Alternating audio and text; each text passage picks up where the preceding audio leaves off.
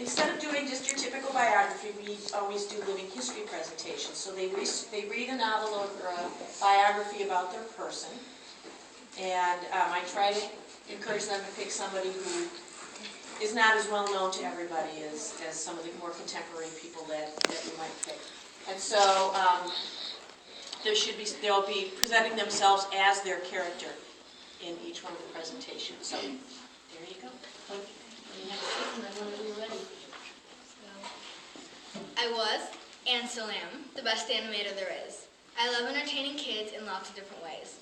Not only did I make the first full-length animation in 1933, but I also opened Disneyland in 1955. In fact, I was so amazing that they opened Disney World in my honor. In case you didn't already know, I'm Walt Disney. I was born December 5th, 1901 in Chicago, Illinois. As I said, I loved entertaining kids. And when I was 4, I moved to Marceline, Missouri. And who knew, even as a kid, I was the class clown.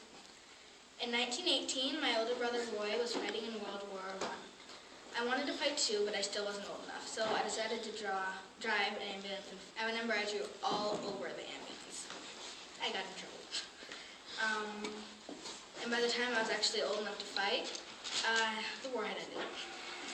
In 1919, I met up with a friend of mine named GB Iworks, and we started a commercial art company, but business was really bad, so we went out of business a little after a month. In 1920, I went to the Kansas City Slide Company and learned animation, and after I learned animation, I made what I called laughograms, which were basically short cartoons. In 1923, me and my brother Roy started the Disney Brothers Studio. I hired 3 men to work the cameras and 3 women to ink and paint the drawings. Soon we changed the name to the Walt Disney Studios. And one of the 3 women's names was Lillian Bounds. She was small and pretty. She had short, dark brown hair that bounced when she laughed. And in 1925, we were married. And I remember on our honeymoon, we went to Mount Rainier. I had such a bad toothache I couldn't sleep. So the next morning, I had to have it pulled. Later, Lillian quit their job at the studio, but staying home alone was lonely. I remember after she ate, she'd come and see me in the studio because I had such terrible hours.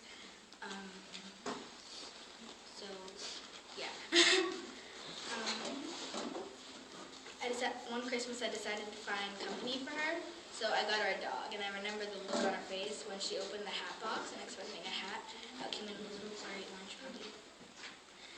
In 1923, on December 18th, we had a baby girl named Diane Marie, and in 1937, we adopted a girl named Sharon May. In 1938, suddenly my parents got sick from breathing in poisonous gas that was leaking, and my mother, Flora, my father, Elias, recovered, but my mother, Flora, sadly died. In 1933, I made the first full-length animation, which I called Snow White and the 7 Dwarfs.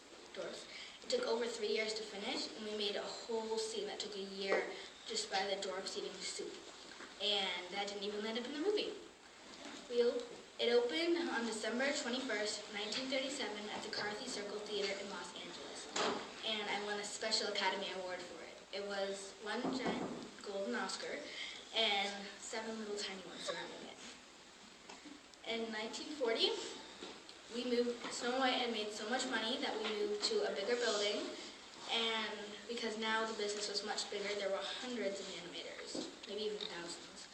And I thought everyone would be happy to leave the old cramped space, but I was wrong. They went on strike because they said I didn't listen to them, because they said that they thought that it felt like a giant factory and they didn't feel like a family anymore.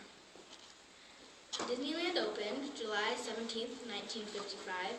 I always loved walking around Disneyland, watching all the families enjoying themselves and having fun. And even if I did have to wear a disguise, it was still really fun. Sadly, I died of lung cancer on December 15th, 1966.